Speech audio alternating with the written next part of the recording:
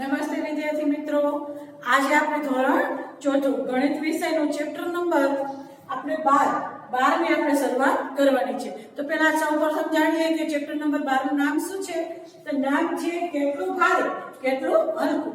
બરાબર, પ્રશ્ન પૂછ્યો છે કેટલું ભારે કેટલું હલકું। બરાબર, તો ત્યારે તમે આવો વસ્તુ સાંભળો કે ભારે અને હલકું। બરાબર, તો આ ચેપ્ટરમાં આપણે શીખવાનું શું? બરાબર છે કે આ ચેપ્ટરમાં આપણે વજન વિશે શીખવાનું છે। બરાબર, આપણે ત્રીજા ધોરણમાં આપણે સ્વાધ્યાયમાં આવતું કે શું ચેપ્ટરનું નામ હતું? વધુ ભારે કોણ। બરાબર, એટલે કોઈ પણ બે વસ્તુની આપણે સરખામણી કરતા કે કઈ વસ્તુ હલકી છે અને કઈ વસ્તુ ભારે છે। બરાબર, તો આ ચેપ્ટરમાં પણ એવું છે। તો આમાં તો પહેલા આપણે ખબર પડવી જોઈએ કે વજન કરવા માટે કયા સાધનની જરૂર પડે। તો વજન કરવા માટે આપણે ત્રાજવાની જરૂર પડે અને ત્રાજવા કેવી રીતે બનાવવા એ બધી આપણે આ વસ્તુ છે। બરાબર, આમાં શીખવાનું છે। પછી વજનના એટલે કિલોગ્રામ અને એના સરવાળા કરવાના છે। તો આમાં ઘણું બધું આપણે શીખવાનું છે। તો પહેલા આપણે શરૂઆત ક્યાંથી કરીએ? તો કે વજન। પહેલું ટોપિકનું નામ છે વજન। તો વજનમાં શું છે કે ઘઉંના એક કોથળાનું વજન 100 કિલોગ્રામ હોય।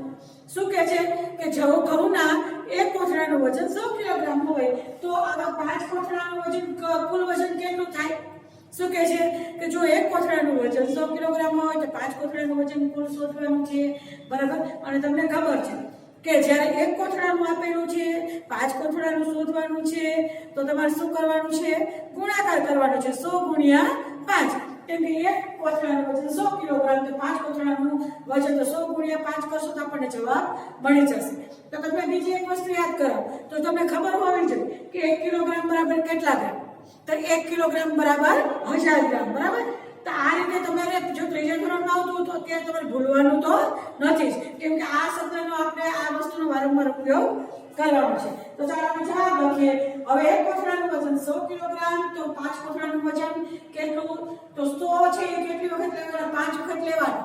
એ આપણે સરવાળાનું રૂપ કહેવાય। 100 છે એ 5 વખત લેવાનું સરવાળાનું રૂપ। તો 100 ગુણ્યા 5 તો 100 ગુણ્યા 5 એટલે કેટલા થાય? તો 100 આડા ગુણાકાર કેવી રીતે કરતા હતા?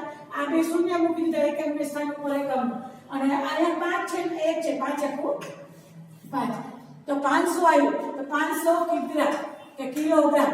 500 કિલોગ્રામ આપણે બોલશું લખશું કિગ્રા। બરાબર, ચાલો હવે એક કબાટનું વજન જો એક કબાટનું આપ્યું છે તો 70 કિલોગ્રામ હોય તો આવા 10 કબાટનું કેટલું વજન? તો 70 ગુણ્યા 10 કરવું પડે। શું કરવું પડે? 70 ગુણ્યા 10। તો ઝડપથી ગુણાકાર કરવા માટે શું કરશું આપણે? આ એકમના જે શૂન્ય છે પહેલા લખી નાખીએ। અહીંયા માત્ર 7 અને અહીંયા છે 1 તો 7 એકુ 7 તો 10 કબાટનું વજન 700 કિલોગ્રામ થાય। તો આનો જવાબ આવી ગયો 700 કિલોગ્રામ।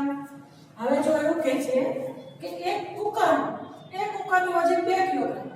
એક કુકરનું વજન 2 કિલોગ્રામ અને એક તવાનું વજન 1 કિલોગ્રામ। તો બંનેનું કુલ વજન શું? તો એવું લાગ્યું છે 2 કિલોગ્રામ કુકરનું તવાનું 1 કિલોગ્રામ છે। બેનો સરવાળો કરવાનો 2 વત્તા 1 તો બેનું શોધવાનું હોય તમે શું રકમ માંડો? તો 2 કિલોગ્રામ કુકરનું વજન વત્તા 1 કિલોગ્રામ તવાનું વજન। તો પછી જવાબમાં શું લખો કે જવાબ સરવાળો કરી નીચે લખો 3 કિલોગ્રામ કુલ વજન। તો આપણે પણ એ શોધવાનું છે તો 2 વત્તા 1 તો 2 વત્તા 1 એટલે 3 કિલોગ્રામ થાય। જો અહીંયા એકમ લખેલો નથી, અહીંયા એકમ નતો લખેલો, અહીંયા એકમ લખેલો તો એટલે પાછળ એકમ લખતા નતા। એકમ કોને કહીશું? તો ગ્રામ છે કિલોગ્રામ એને એકમ કહેવાય।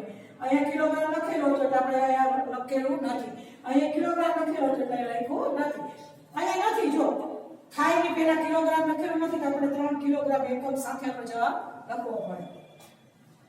એક સાયકલનું વજન 10 કિલોગ્રામ હોય, જો એક સાયકલનું વજન 10 કિલોગ્રામ તો 4 સાયકલનું વજન 14 કિલોગ્રામ થાય? હે થઈ શકે? ના થઈ શકે, કેમ કે 10 ગુણ્યા 4 કરવા પડે। 10 ચોક કેટલા થાય? 10 ગુણ્યા 4 10 ચોક 40 તો આપણને એવું કહે છે કે 14 કિલોગ્રામ થાય। સાચું છે ખોટું? તો આ વાક્ય હવે આ વિધાન ખોટું છે। કેટલા કિલોગ્રામ થાય? સાચો જવાબ શું આવશે? 40 કિલોગ્રામ। બરાબર, તો આપણે 4 દાખલા અત્યારે જોયા છે। હવે એક કોષ્ટક આપીશ એના ઉપરથી આપણે પ્રશ્નનો જવાબ શોધવાનો છે। ચાલો આપણે કોષ્ટક લખું છું।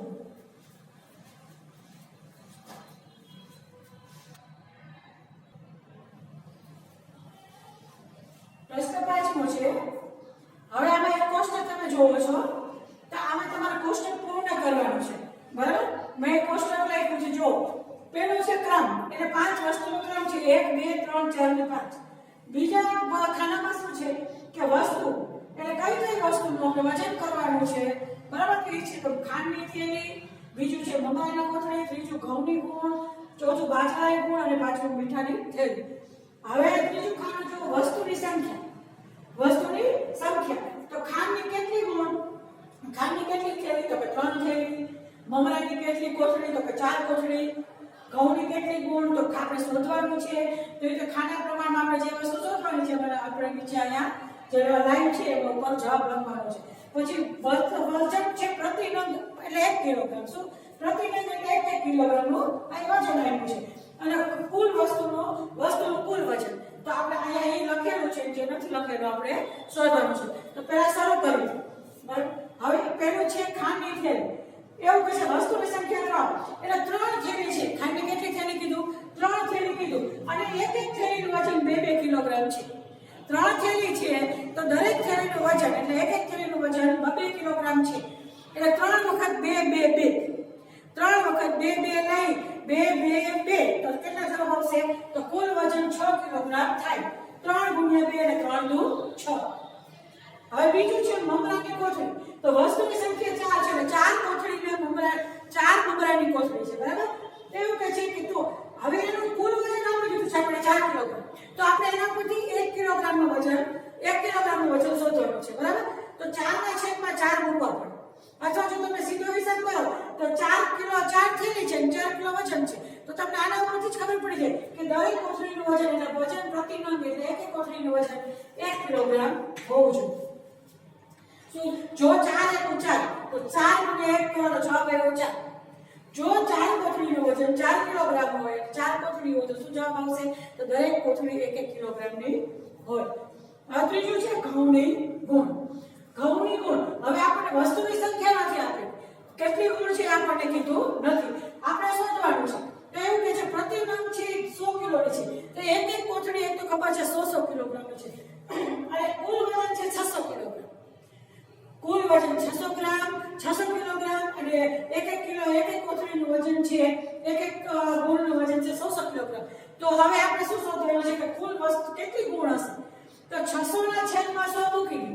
કુલ વજનના છેદમાં પ્રતિ નંગનું વજન કે 600 ના 100 વાળા કેટલા ભાગ કરશો? 100 વાળા ભાગ કરો તો કેટલા થાય? 6. કેટલા થશે? 6 ગુણ્યા 100 બરાબર કેટલા થાય? 600. 100 ને કોઈ એવી સંખ્યા સાથે ગુણો કે જવાબ 600 આવે, એમ પણ જવાબ નીકળી શકે. અથવા તો 600 ના છેદમાં 100 મૂકી દો તમે. હવે આ બે ગુણાવડ આ બે ગુણાવડ કેટલા વધ્યા? 6. એ 6 ગુણ આપણને મળી ગયો. 6 ઘઉંની ગુણ હશે અને દરેક ગુણ છે 100 કિલોગ્રામની હોય તો કુલ વજન એનું થશે 600 કિલોગ્રામ. આ જેવી જ રીતે છે ચોથું બાજરાની ગુણ. બાજરાની 2 ગુણ છે. હવે એવું કે છે કુલ વજન 200 કિલોગ્રામ છે. તો એક ગુણનું વજન કેટલું? તો 200 ના 2 ભાગ પાડી નાખો. 200 ના 2 ભાગ પાડો તો દરેક ભાગ 100 નો હોય તો એક હશે 100 કિલોગ્રામ, બરાબર? ન તો આ તો 200 ના છેદમાં તમે કેટલા મૂકી દેશો? 2 મૂકી દો અને છેદ ઉડાડી નાખો. હવે પાંચમું છે મીઠાની થેલી. હવે મીઠાની વસ્તુની થેલી છે 10 અને ટોટલ વજન 10 છે. તો દરેક થેલી કેટલા કિલોગ્રામની હોય? તો દરેક થેલી 1 કિલોગ્રામની હોય, બરાબર? 1 કિલોગ્રામની દરેક થેલી હોય ત્યારે એનું વજન 10 કિલોગ્રામ થાય. હવે એવું કહે છે કે આમાં તમારે વસ્તુનું કુલ વજન શોધવાનું છે. જો છેલ્લું અહીંયા આપ્યું છે કુલ વજન કેટલું છે આપણે આ દરેક વસ્તુનું, આપણે આ દરેક વજનનો સરવાળો કરવો પડે. તો 6 છે આપણે ક્યાં લખશું? અહીંયા લખશું. હવે ફરીથી તમે લખી બતાવો. 6 કિલોગ્રામ છે તો એકમની નીચે તમારી. ચાલો આખું લખી આવો. હવે જે નથી આવતું અહીંયા જો 2 અંકની સંખ્યા છે શૂન્ય મૂકી દો. અહીંયા એક જ અંકની શૂન્ય છે એટલે આપણે 2 અંક મૂકી દો અને આની આગળ 2 અંક મૂકી દો. અને હવે દરેક અંક સરવાળો કરી નાખો. જો હવે દરેક સંખ્યા છે 3 3 ની થઈ ગઈ. તો 6 માં 4 ઉમેરો તો 10. 10 થી 0 વધી 1. હવે 1 અને આ 1 2 અને હવે અહીંયા 100 ના સ્થાન ઉપર કયું છે? 6 અને 2 8 એટલે 820 કિલોગ્રામ ટોટલ વજન થયું. શું થયું? 820 કિલોગ્રામ. હવે આના પછીનો ટોપિક કયો છે? ત્રાજવાનો. તો ત્રાજવા કેવી રીતે બને છે? તો હું જે તમને પીડીએફ મોકલું એમાંથી તમારે એક બાજુ છે તમારે ત્રાજવા દોરવાનું જગ્યા આપેલી છે, ત્રાજવું દોરવાનું છે અને કેવી રીતે બનાવવાનું છે એની રીત લખવાની છે. ચાલો આપણે આગળ જોઈએ.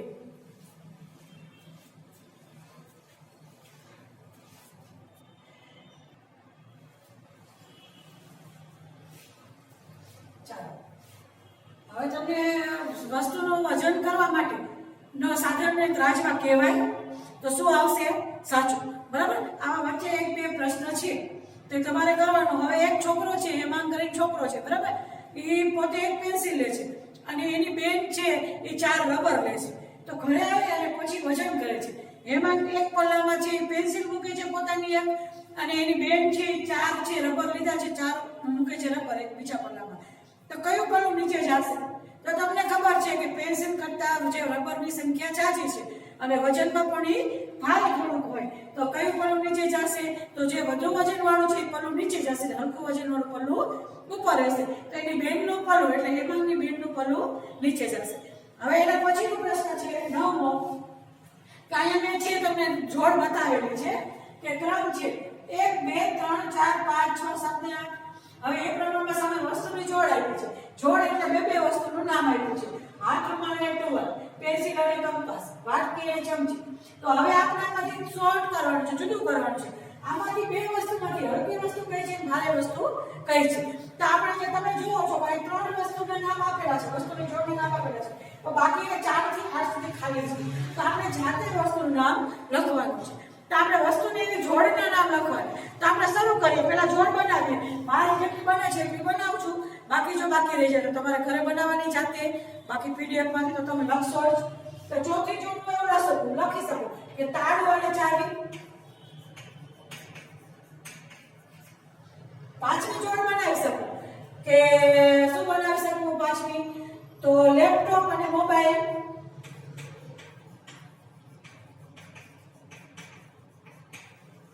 બરાબર. હવે તો કે ચોક અને ડસ્ટર. ચોક અને ડસ્ટર. બરાબર.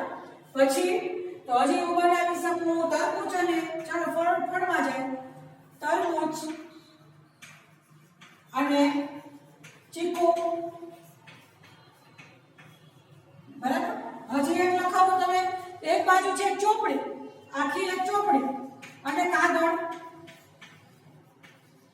તો જો આપણે મારાથી બની ગઈ છે જોડ, તો તમને દરેક વસ્તુ છે બે વસ્તુને જોડ લખો, જાતે બનાવવાનું થાય. તો હવે આપણે આમાંથી જુદું તારવવાનું છે કઈ વસ્તુ ભારે છે કઈ વસ્તુ હલકી છે. તો હાથમાં ભારે છે કે ટુવાલ ભારે છે? એક ભારે હોવાનું ને એક હલકી હોવાનું. તો આમાંથી ભારે વસ્તુમાં કયું આવશે? તો કે ટુવાલ, કેમ કે હાથમાંની સાઈઝ નાની હોય. તો ભારે વસ્તુમાં લખું છું ટુવાલ અને હલકી વસ્તુમાં લખું છું હાથમાં. હવે એના પછી પેન્સિલ ભારે છે કે કંપાસ? તો ભારે વસ્તુમાં કંપાસ આવશે.